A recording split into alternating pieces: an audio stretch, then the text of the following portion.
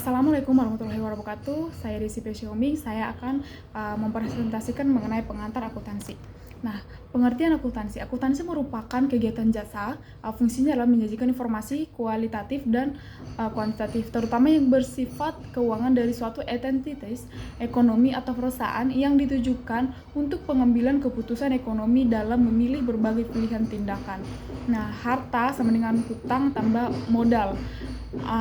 Utang itu disebut sebagai liabilitas dan modal itu disebut ekuitas.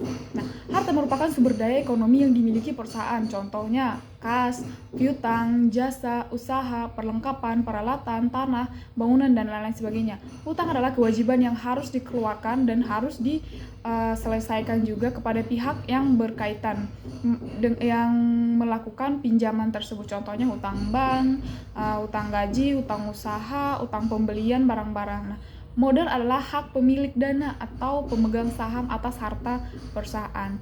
Analisis transaksi. Analisis transaksi merupakan tahap pertama dari siklus akuntansi, adalah mempelajari transaksi dan menentukan pengaruhnya terhadap elemen-elemen laporan keuangan. Hasil dari analisis transaksi dicatat dalam buku jurnal, kemudian diposting atau diakunkan ke dalam buku besar. Jurnal adalah alat untuk mencatat transaksi perusahaan yang dilakukan secara kronologis yang berdasarkan urut waktu terjadinya. Nah, dengan menunjukkan akun yang harus didebet dan dikredit beserta jumlah rupiahnya masing-masing. Setiap transaksi yang terjadi dalam perusahaan sebelum dibukukan ke buku besar harus dicatat lebih dahulu ke dalam jurnal. Oleh karena itu, buku jurnal sering disebut buku catatan pertama atau book of original. Nah, apa sih manfaat daripada si jurnal ini?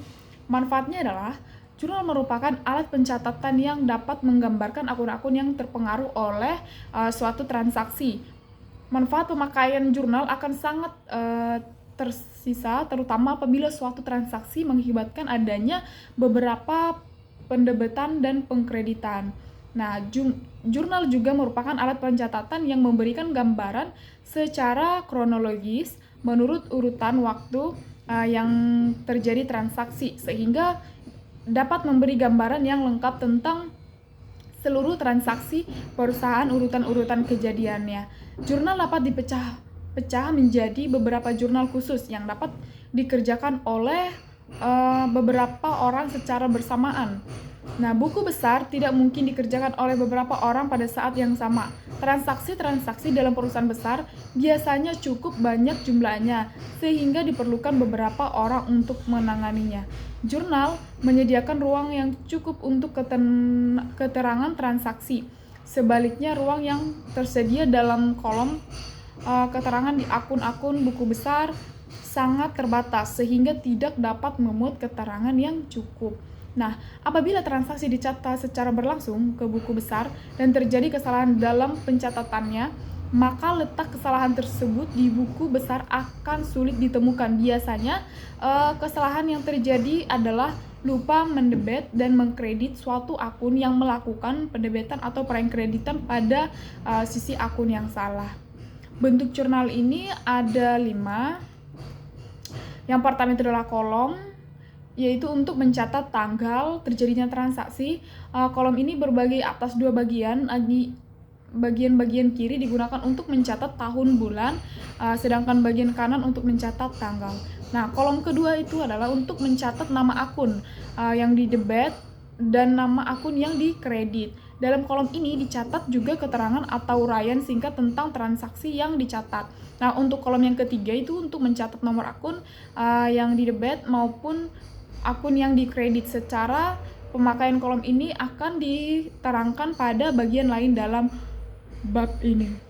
Yang keempat itu, kolom keempat itu untuk mencatat jurnal rupiah yang harus didebetkan ke dalam akun yang namanya telah tertulis pada kolom yang kedua, yaitu nama akun. Nah, untuk kolom yang kelima itu untuk mencatat jurnal rupiah yang harus dikreditkan ke dalam akun yang namanya telah tertulis pada kolom 2. Nah, buku besar ini adalah buku besar merupakan kumpulan rekening-rekening neraca yang rugi laba yang digunakan untuk memsortir dan meringkas informasi yang telah dicatat dalam jurnal transaksi tersebut untuk mencatat penambahan atau pengurangan tiap jenis aktiva atau harta utang, modal, pendapatan, dan beban. Formulir-formulir dapat dibuat dalam bentuk kartu yang lembaran kertasnya yang disebut akun atau rekening atau perkiraan. Nah, kumpulan akun yang saling berhubungan dan merupakan satu kesatuan disebut buku besar. Ada juga fungsi daripada buku besar. Yang pertama itu untuk mengikhtiarkan akibat-akibat transaksi yang kejadian secara lengkap atas perubahan harta, utang, dan modal perusahaan. Yang kedua itu untuk dasar penyusunan laporan keuangan. Yang ketiga itu tempat pencatatan kedua setelah jurnal dan tempat pencatatan terakhir setelah ditutup pada akhir periode. Nah, untuk buku besarnya bentuk T atau account. Bentuk buku besar ini adalah yang paling sederhana dan hanyalah berbentuk seperti huruf T besar. Sebelah kiri menunjukkan sisi debit dan sebelah kanan menunjukkan sisi kredit. Nama akun diletakkan di atas kiri dan kode akun diletakkan di atas kanan. Nah, bentuk skontro. Buku besar untuk skontro biasa disebut untuk 2 kolom. Skontro artinya sebelah menyebelah, dibagi 2, yaitu sebagai sebelah debit dan sebelah kredit. Ada juga pencatatan buku besar, yaitu pencatatan ke dalam buku besar atau posting, pencatatan saldo, pencatatan keterangan, pencatatan jumlah debit dan jumlah kredit, pencatatan nomor halaman jika rekening dalam jurnal sudah dibukukan ke dalam rekening ke buku besar. Jika digunakan rekening yang berbentuk 3 kolom atau 4 kolom. Nah, neraca saldo.